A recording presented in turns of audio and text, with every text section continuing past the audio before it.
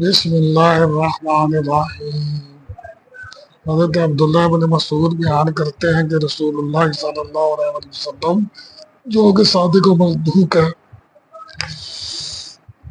معاف فرمائیے گا، فرمایا تم میں سے ہر ایک کی تخلیق اس کے ماں کے پیٹ میں طرح مکمل کی جاتی ہے کہ وہ 40 روز تک نطفہ رہتا ہے، پھر اتنی مدت یعنی 40 دن تک جمع ہوا خون رہتا ہے، پھر اتنی مدت یعنی 40 دن وہ گوشت کا لوتھڑا رہتا ہے، پھر اللہ تعالیٰ 4 باتیں لکھنے کے لیے اس کی طرف ایک فرشتہ بھیجتے ہیں، بعد وہ اس کا عمل، اس کی عمر، اس کا رزق اور اس کا بدنصیب یا سعادت مند ہونا لکھتے ہیں۔ پھر اس میں روح پھونک دی جاتی ہے، اور اس ذات کی قسم جس کے سوا کوئی معبود برحق نہیں،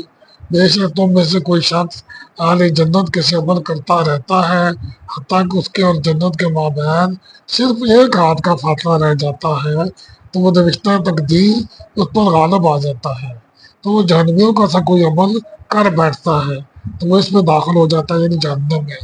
اور اسی طرح تم میں سے کوئی جہنمیوں کے سے عمل کرتا رہتا ہے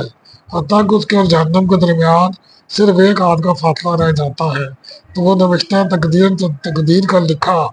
اس پر غالب آ جاتا ہے اور وہ جنت کا عمل کر لیتا ہے تو وہ اس میں داخل ہو جاتا ہے۔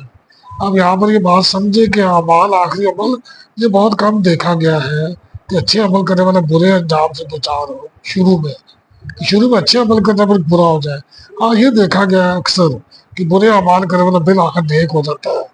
تو اللہ تعالیٰ ہمیں نیکی پہ ہمارا اختتام کرے، اللہ تعالیٰ ہمیں معاف فرمائے، ہماری کمیاں کوتاہیاں دور فرمائے۔